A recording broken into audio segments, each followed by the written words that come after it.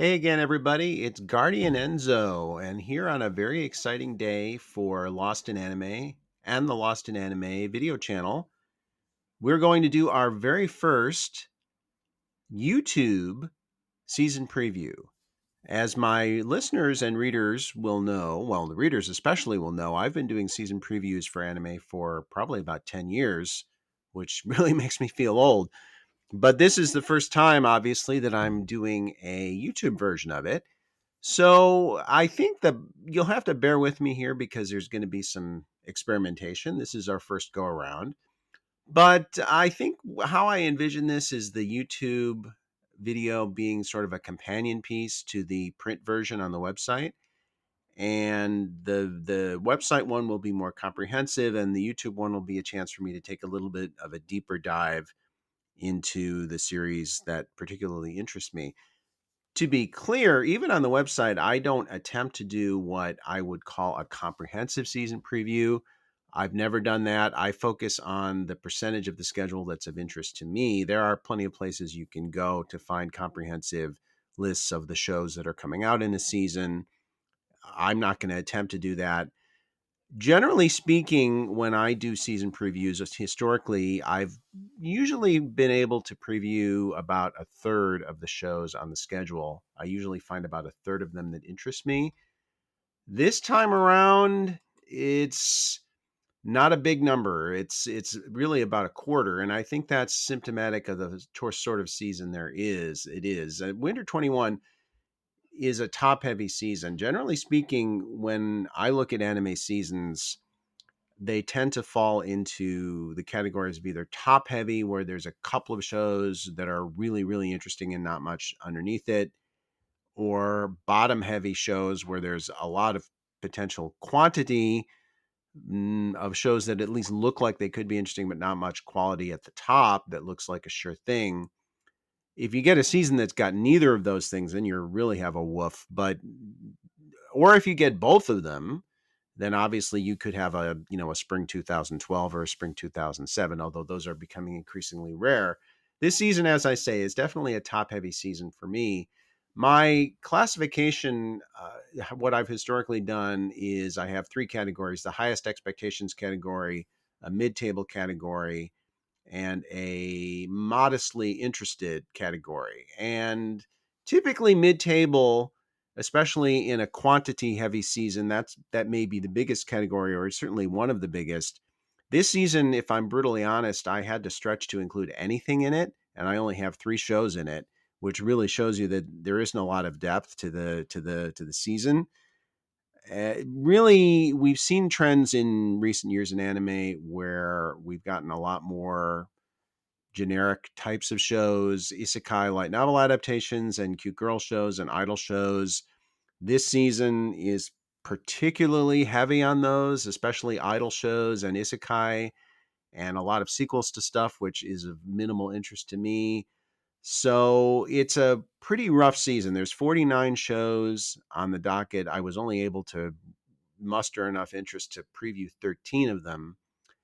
But as I say, I do have three shows that are solidly at the top of the list, which is good. At least I have three shows that I'm pretty confident are going to be really, really strong ones.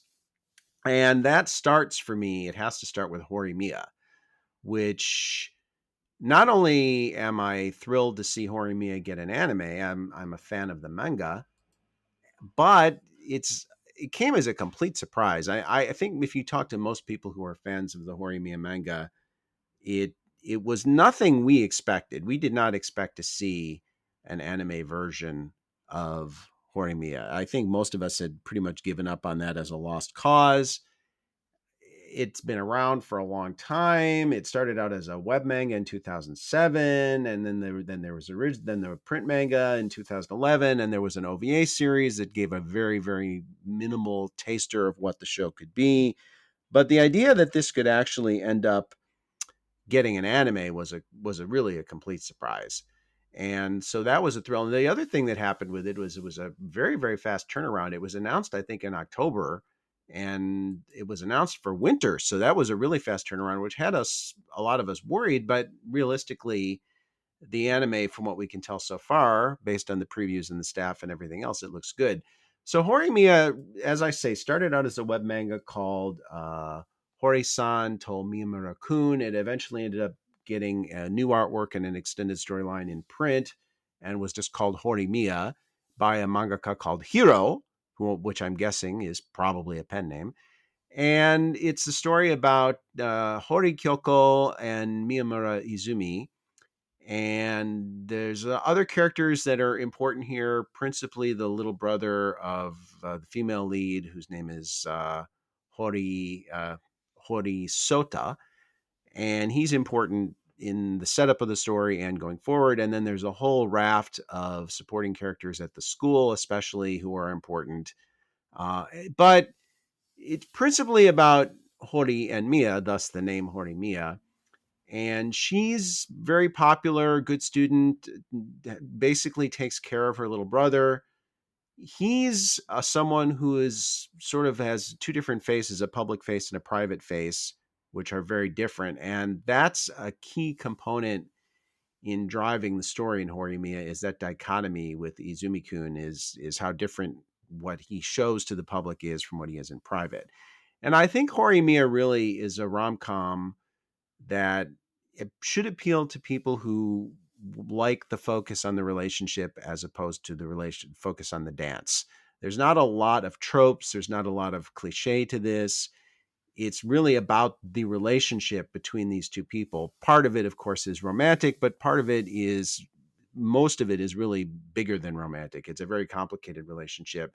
They're friends first, and really more than friends in many respects.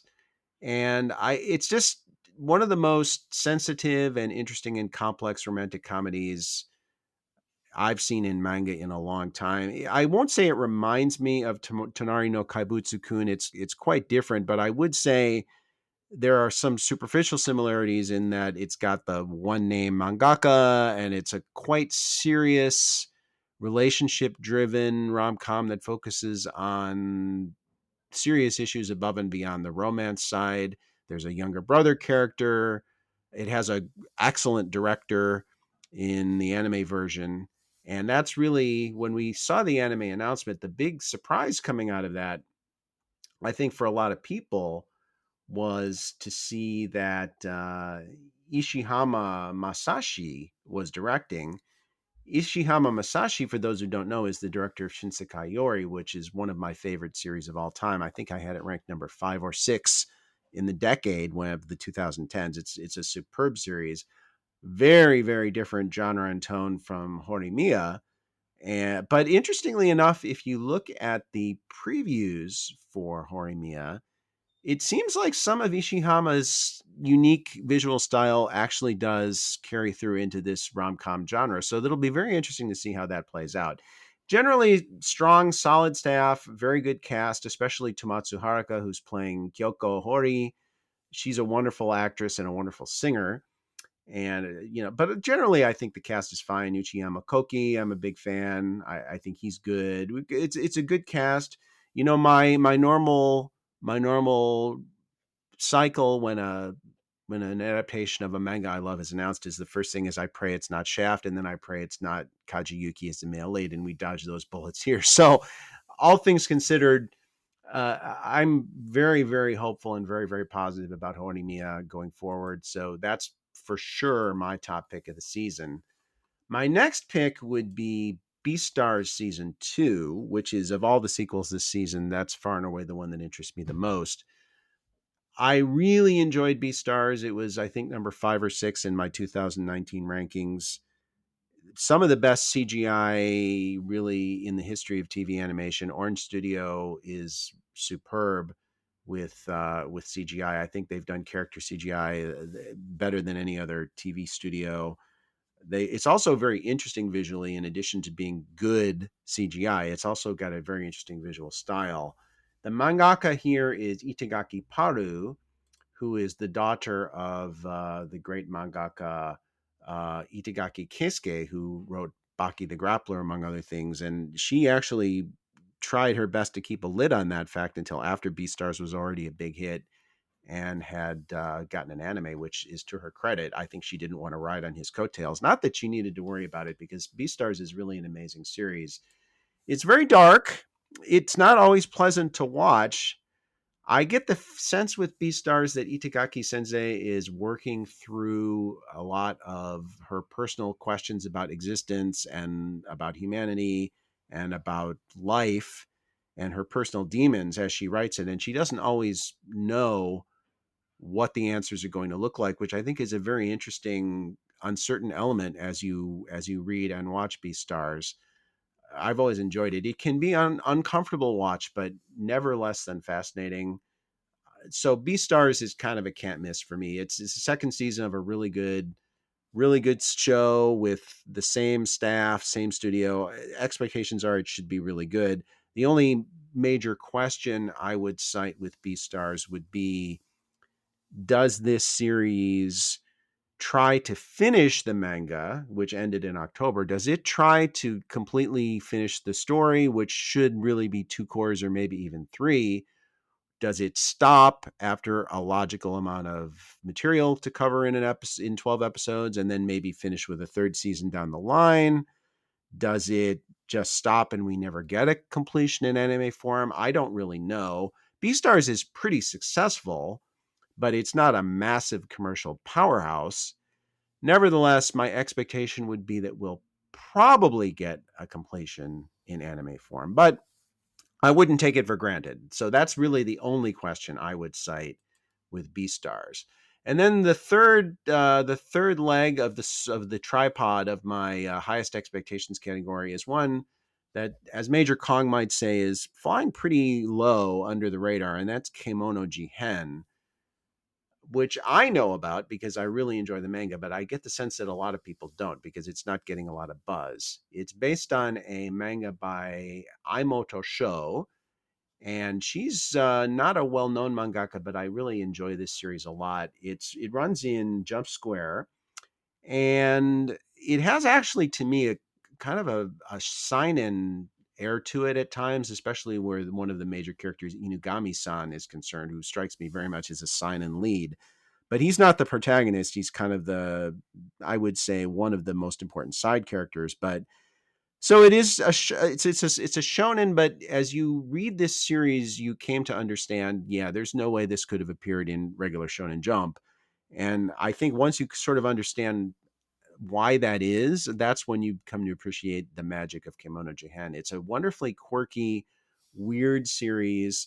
The main character is it's about monsters. It's Kemono literally means monsters, and it's about yokai, it's about tanuki, it's about kitsune, oni, all kinds of different monsters. And the main monster here is a boy named Kabane. And he and the character Inugami, their paths cross in very interesting fashion at the beginning of the story. And there's some other major characters that are involved in their circle, another boy named Shiki and one named Akira. And then there's the Tanuki circle with the one in particular called Nobimaru, who's a especially fascinating character, but then a girl called Kon and Inari herself. It's a very interesting. It's a very interesting Shinto-driven plot. If that side of Japanese mythology really interests you, that's a big plus. But I think the main draw for me is just the quirkiness, the humor, the character relationships are really good. Kabane is an odd sort of boy. He's a quiet lad. He's very impassive. He doesn't betray a lot emotionally in an overt sense, almost alien in that sense. But he's also someone that, as you get to know him, you realize that he's very kind, and he's very empathetic, very sweet, really. I think he's a great lead. I think it's a great supporting cast. I just really like Kemono Jihen. I think it's very underrated as a manga. I expect we'll probably get a one and done anime out of it, but that's okay. At least it'll give the manga some exposure. It'll give people a chance to see it. That would be my under the radar pick for this season. I think it's going to be really good. The anime itself, it has, I would say, a neutral staff element. It's at Ajido, which is a pretty good studio, but certainly not one of the titans of the industry. Director is Fujimori Masaya, who's, a solid workmanlike craftsman, been in the industry for a long time. Not anybody who stands out as an exceptional director. Did the Fairy Tale movie, did a kind of an underrated series for Sunrise called Tribe Cool Crew about dancing. But I don't think Kemono Jihen necessarily needs greatness from the adaptation. I just needs solid competence, and I think that's what it's going to get. Staff, again, pretty solid. As far as the cast is concerned, it's there's a couple of usual suspects people here, like Hanai Natsuki and Kanazawa Kana, Shimono Hiro. Not people I would necessarily have chosen first choice. But the main characters I think will be fine. Suwabi Junichi is a very good choice for Inugami, and Fujiwara Natsume is playing Kabane, and she's among the best Japanese seiyuu when it comes to playing boys, so I think she'll do great there. So I'm pretty confident going forward. This should be solidly one of the best series of the season. After that, quite frankly, there's a pretty big drop off. As I said, it was a stretch for me to find shows to even put in the mid cable category. The ones I would stick there would be Yakusoku no Neverland second season, also at Cloverworks, as Horimiya is. It's not. My feeling on Yakusoku has kind of always been a great premise with sometimes indifferent execution, and I think that fits very well with the perception that the best part of the story is the first part, the Grace Field arc, which was the first season.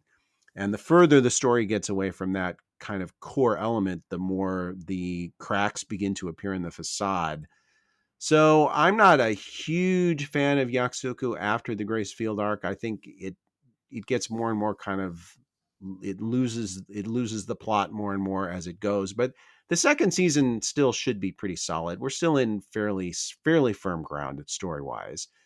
Then we have Back Arrow, which I'm primarily interested in because it's got Nakashima Kazuki, who wrote a couple of my favorite series, which were Gurren Lagann and Oedo Rocket. But that was a long time ago now, 2007.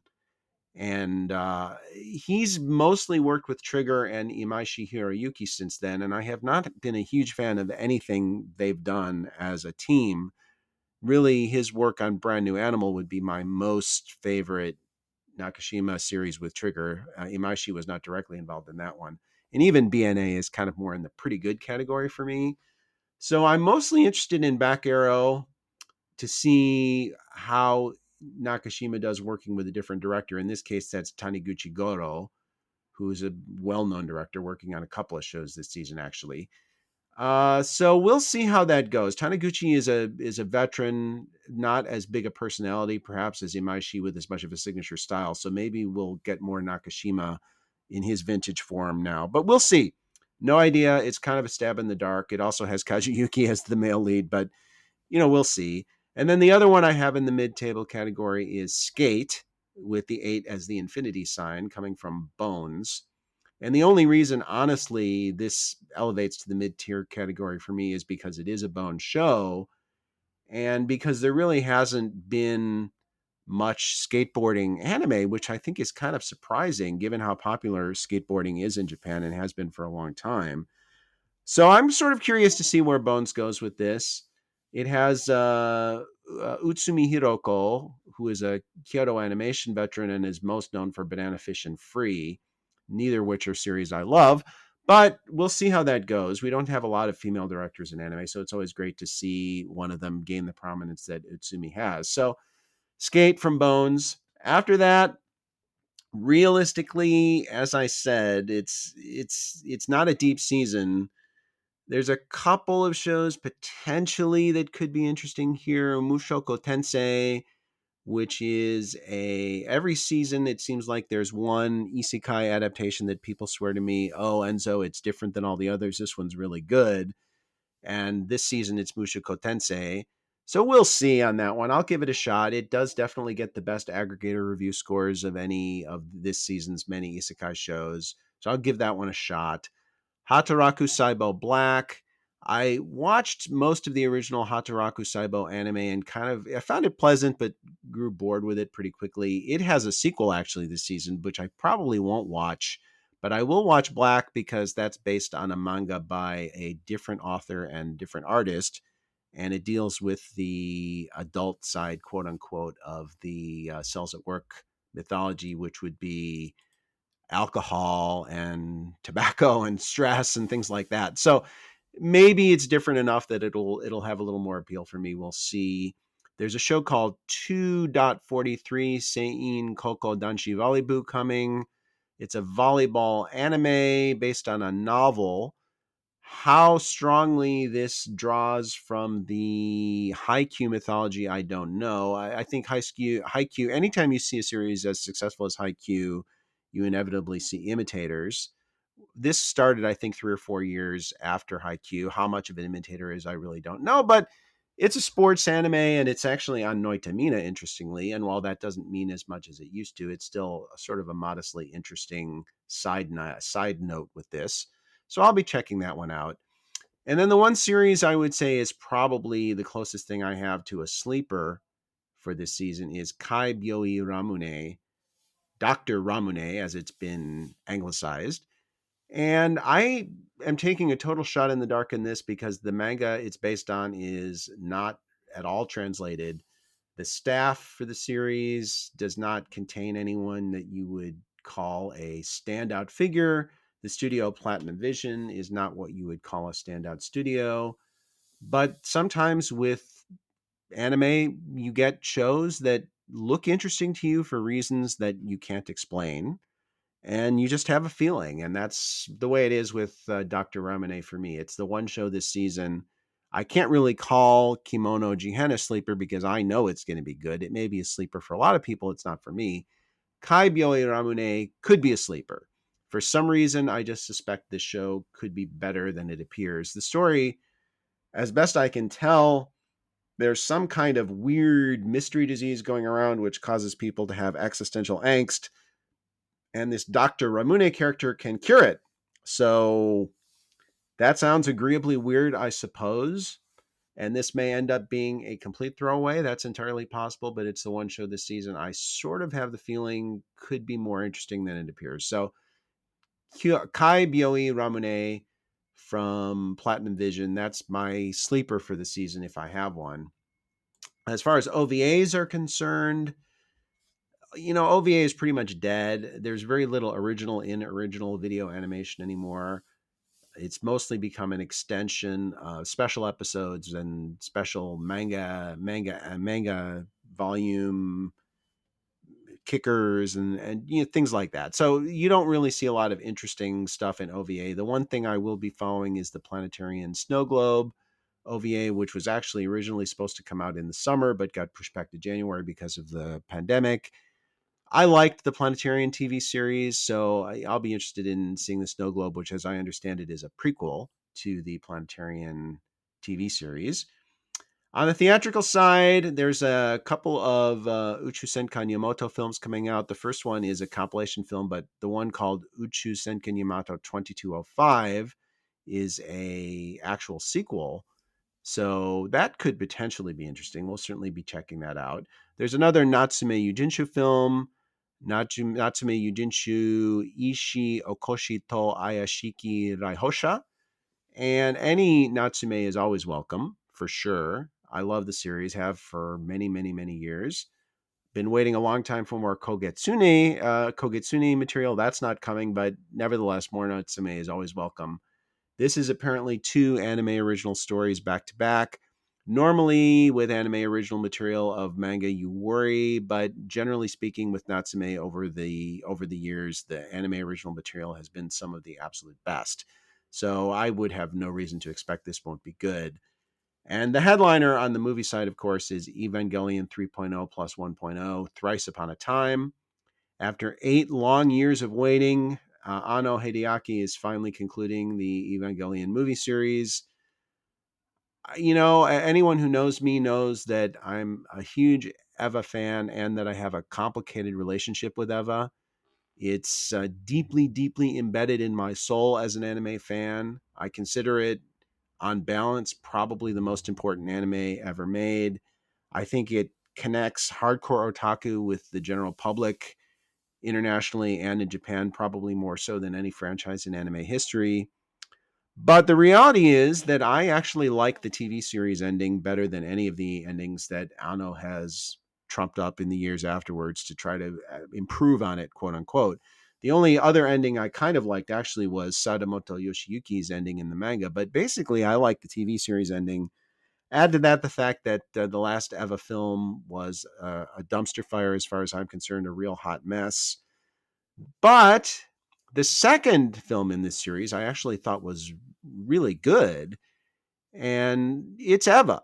So, it's a big deal, and it's a big deal to me. So, as soon as it's safe to go to the theater, I'll be seeing it in a theater. If it's not safe to see it in a theater, I'll be seeing it on streaming, but I will be seeing it the first opportunity I have because it's Eva, and anything Eva is important, both generally speaking and important to me. So that's Evangelion 3.0 plus 1.0 Thrice Upon a Time. We'll see. That's premiering theatrically, assuming the world allows it to, on January 23rd.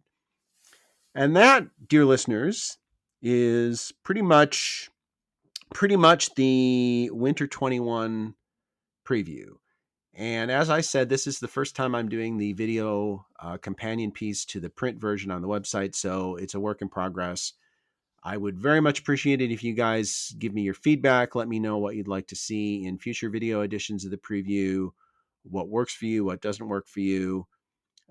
It's something I intend to keep doing these. I'm excited about the possibility of doing video companions to the print versions, but I want to evolve them as the print versions have evolved over time. I'm sure these will as well. But I sincerely appreciate you listening. As always, if you like what you hear, please subscribe, please like, please leave your thoughts in the comments. I'm always thrilled to hear those. And have a great new year. Let's hope 2021 is much better for the world than 2020 was. And my sincere gratitude. I hope it's going to be an exciting year for LIA.com YouTube channel, and I appreciate you guys for being my readers, for being my listeners, and just for generally being a part of my anime life for the last decade. Looking forward to a better year in 2021, and thank you guys all for all your support. Stay frosty.